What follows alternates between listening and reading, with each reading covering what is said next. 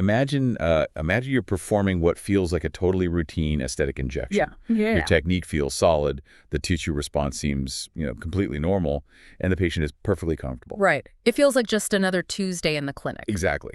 But then, just 4 minutes later, she experiences sudden oxygen desaturation. Yeah. She loses consciousness. She goes into full cardiac arrest. Yeah. You have instantly, and I mean instantly, crossed the line from a controlled clinical procedure into, well, the absolute darkest, most terrifying waters of emergency medicine. It really is the ultimate nightmare scenario for any practitioner. I mean, we are talking about a diagnostic landscape where the margin for error is essentially zero. Yeah. And where a localized, just a tiny slip of a needle cascades into systemic catastrophic failure before you even have time to call for help. Right. Well, welcome to another deep dive. Today, we are bringing you into those exact murky waters for a highly specific, very high-stakes discussion. We really are. Because today, we are tackling the exact protocol for managing an accidental intravascular injection, specifically into the anterior vaginal venous plexus during polynucleotide therapy. Which is quite the mouthful, but incredibly important. It is. And our source stack today pulls from the absolute bleeding edge of this issue. We've got fatal autopsy findings from the Korean Journal of Legal Medicine. We have incredibly detailed anatomical vascular maps, animal models tracking arterial flow dynamics, and the very latest non-hyaluronic acid aesthetic emergency protocols. It's a really comprehensive stack. It is. And our mission today is to map out exactly why this specific anatomical zone is a complete minefield. We'll look at how polynucleotide biomaterials, or PNs, behave completely differently in the bloodstream compared to, like, traditional fillers. Right. They act totally differently. And finally, we'll walk you through the precise, step-by-step pharmacological management that is absolutely required if you accidentally hit a vessel. So to truly grasp the stakes of this emergency protocol, I think we have to start with the anatomy, right? Definitely. Before we know how to fix it, we have to know where we are. Exactly. You need to visualize exactly where this material is going if it breaches a vessel wall. Because the anterior vaginal venous plexus, it's not just, a localized collection of superficial veins. Right. It is a highly engorged, incredibly complex, interconnected web. It communicates freely with the uterine venous plexus as well as the vesical and rectal plexuses. So you're basically tapping into a massive central interchange. Precisely. And the critical variable, the thing that makes an occlusion here so lethal, is its drainage pathway. Okay, where does it drain? This entire plexus acts as a massive tributary system that dumps directly into the internal iliac veins. Oh, wow. Yeah. And the internal iliac veins are major high-volume conduits. They push blood straight back up into the inferior vena cava, directly to the right atrium of the heart, and then right into the pulmonary circulation. So a mistake in the facial vasculature, that might give you localized ischemia or focal tissue necrosis. Right, which is bad, but local. Yeah. Exactly.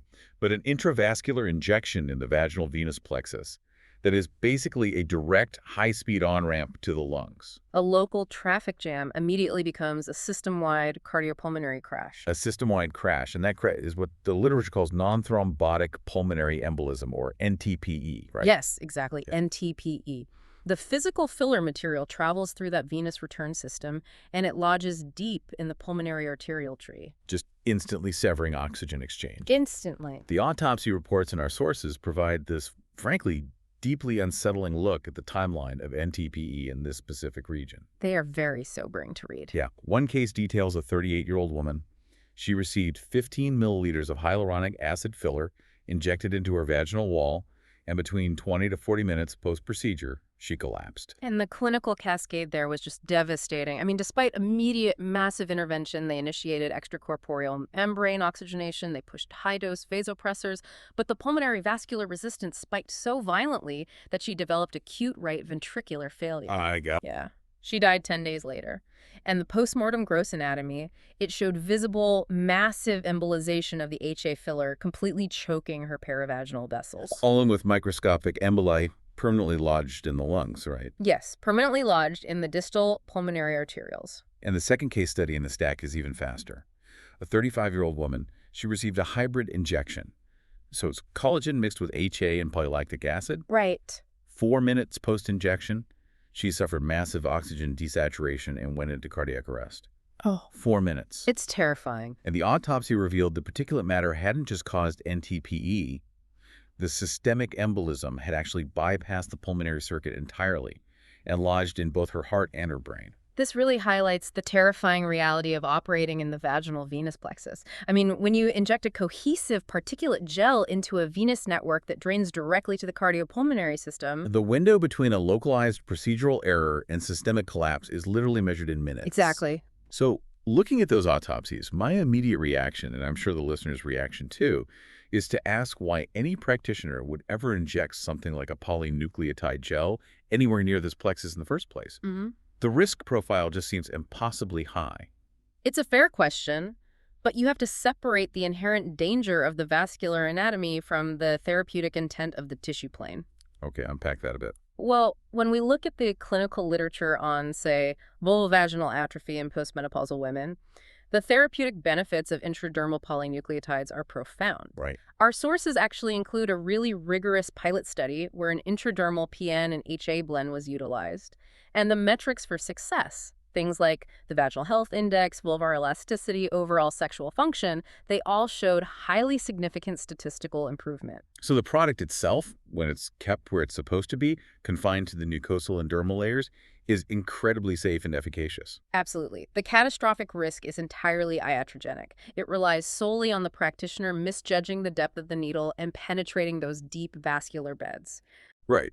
The depth of the needle basically dictates whether you are delivering a life-enhancing regenerative therapy or initiating a fatal embolism. Exactly. Which brings us to the actual material of interest today, which is polynucleotides.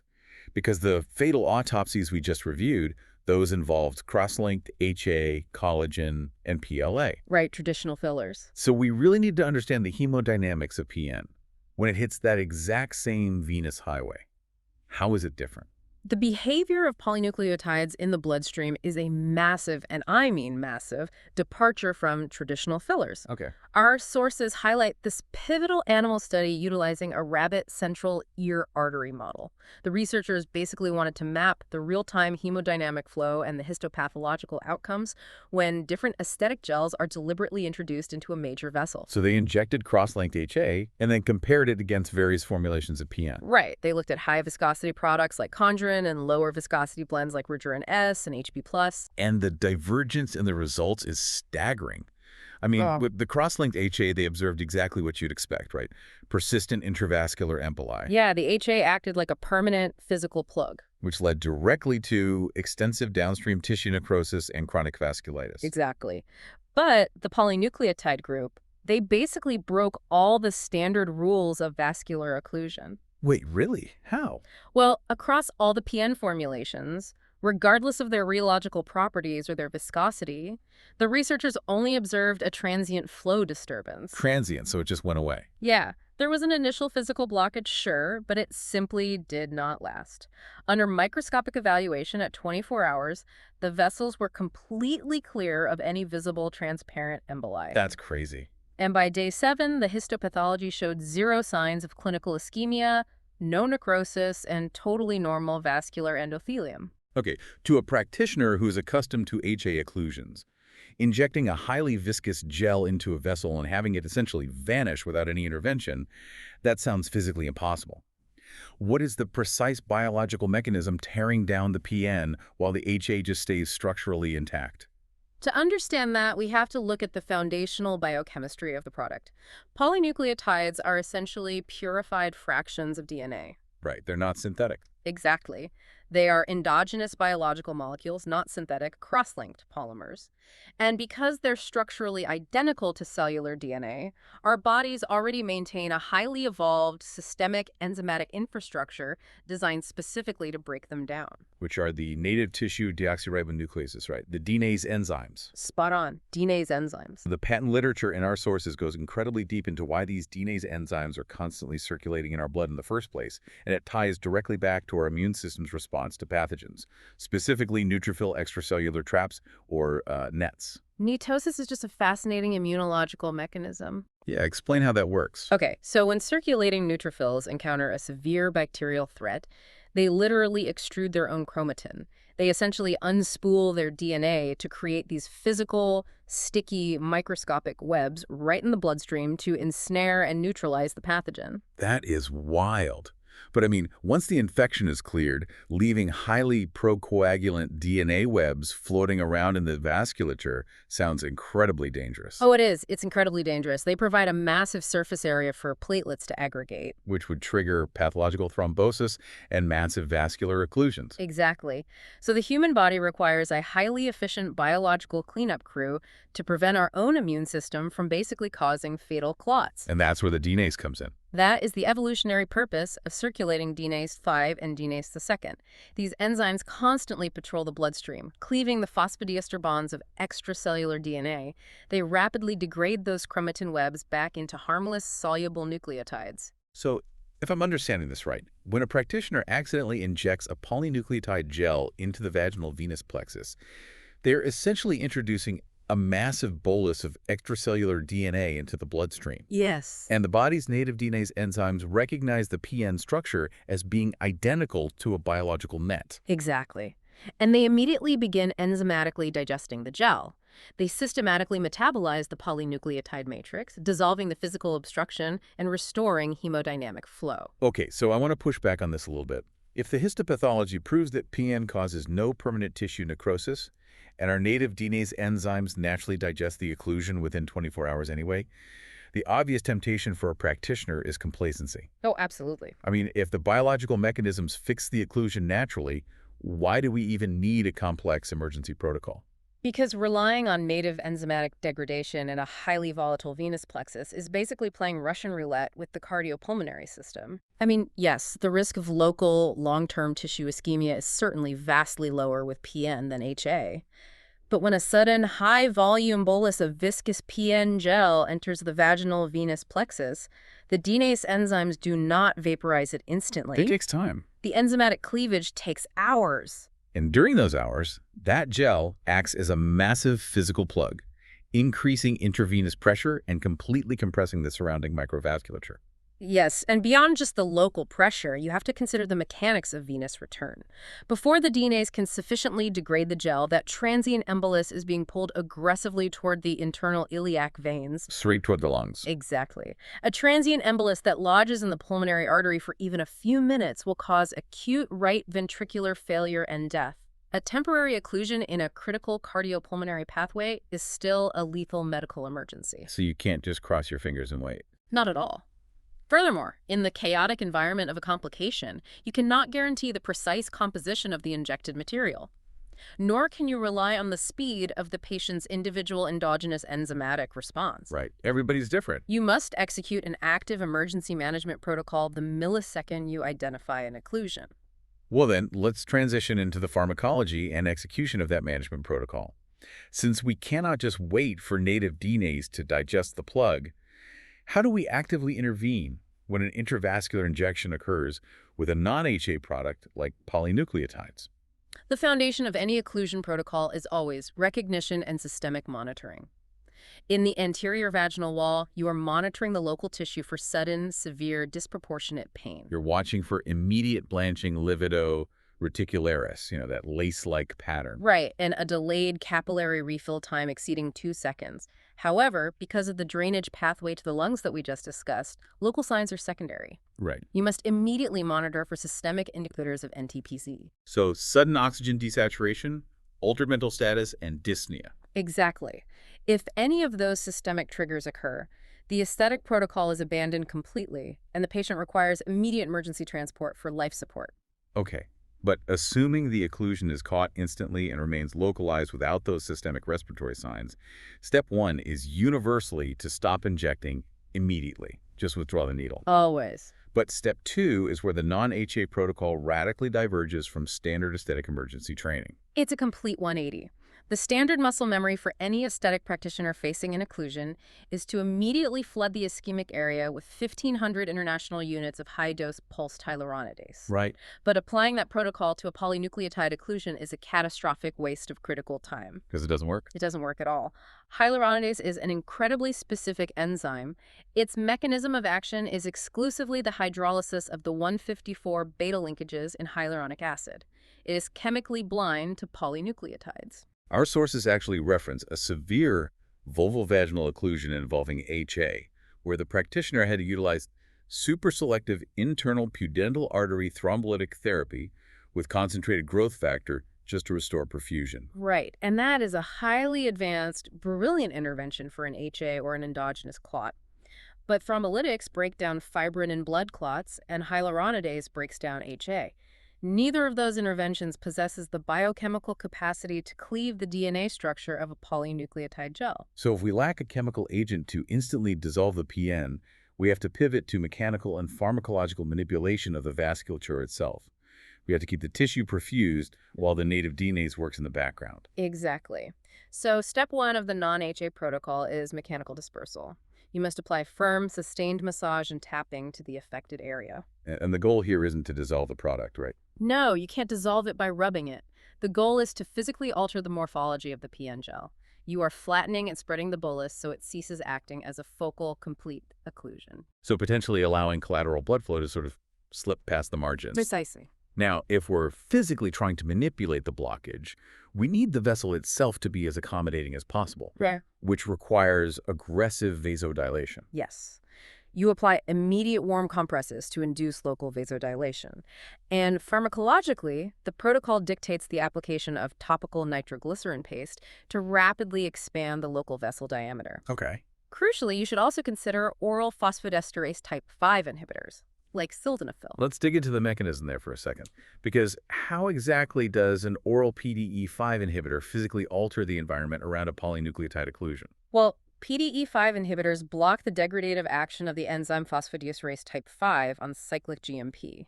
And this happens in the smooth muscle cells lining the blood vessels. Okay. So by preventing the breakdown of cGMP, sildenafil significantly prolongs the relaxation of the vascular smooth muscle. So it forces the vessel to stay open. Exactly. This massive, sustained vasodilation forces the occluded vessel to expand, which radically increases the localized luminal diameter, and that wider pipe can allow blood to bypass the transient PM plug. Wow. But the medical protocols mandate extreme caution here, right? Because administering nitroglycerin and sildenafil concurrently can trigger a synergistic, fatal collapse in systemic blood pressure. Yes, absolutely. It requires precise physician oversight. You cannot just casually mix those two. Right. So if we are chemically forcing the vessels open to let blood slip past the PN gel, my immediate concern then shifts to the hemodynamics of the blood itself. I mean, a physical plug creating turbulent flow in vessel is the textbook trigger for the body's coagulation cascade. It is. The intrinsic clotting mechanism is your absolute worst enemy here. The vessel wall detects the physical trauma and that sluggish, turbulent flow, and it will attempt to form a secondary biological clot directly around the PN gel. So it basically turns a transient occlusion into a permanent complex thrombosis, Exactly. which necessitates the next pharmacological step, blood thinning. You must immediately administer a 300 milligram stat dose of aspirin. Okay.